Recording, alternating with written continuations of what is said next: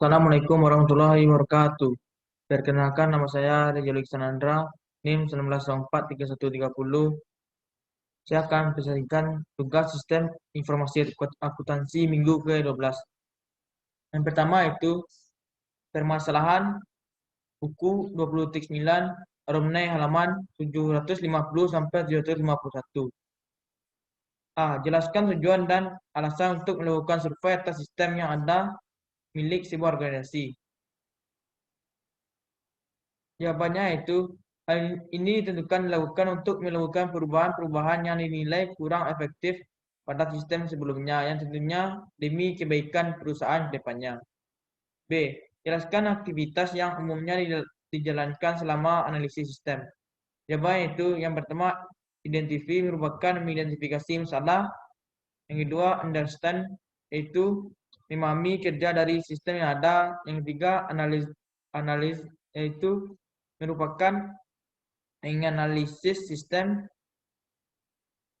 Yang keempat, report yaitu membuat laporan hasil analisis.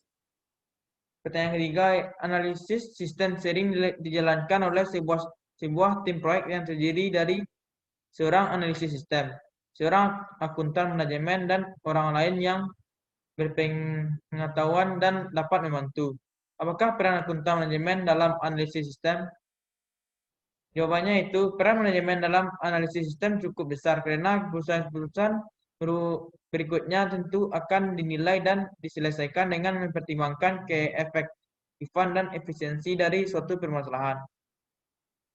Pertanyaan kedua, permasalahan buku 20-12 Romney halaman 752 sampai 753.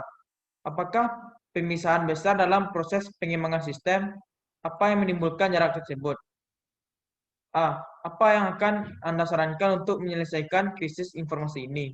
Jawabannya itu, pemisahan besar yang dimaksud seperti adanya ketidakberesan pada sistem yang lama sehingga hasilnya pun tidak sesuai dengan yang diharapkan. Contoh, terdapat kesalahan baik yang disengaja atau tidak yang menyebabkan data pada suatu perusahaan tidak dapat terjamin kebenarannya.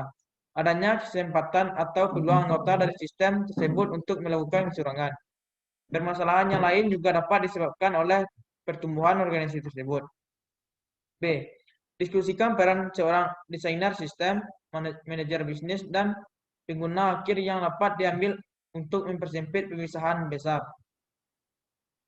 Jawabannya itu, first change strategi perubahan harus terjadi atau dipaksakan, dan orang yang dapat mengharuskan terjadi perubahan adalah orang yang memiliki kekuasaan, yaitu pemimpin.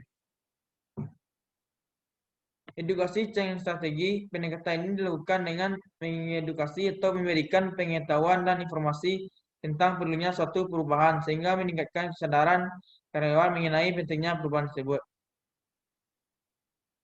Hanya itu dapat saya sampaikan dan presentasi diakhiri.